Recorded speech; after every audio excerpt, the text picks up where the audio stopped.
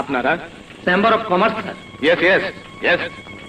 এই কি কয়? বাজার কমিটির লোক স্যার।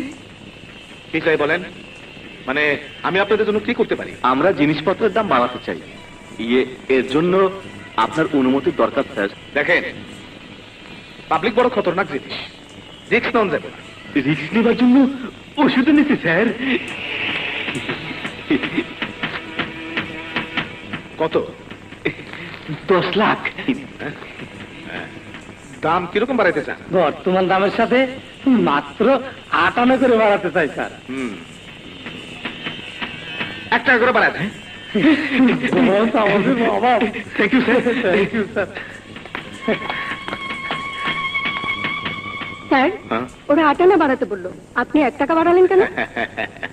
জিনিসের দাম বাড়লে পাবলিক আন্দোলন করব।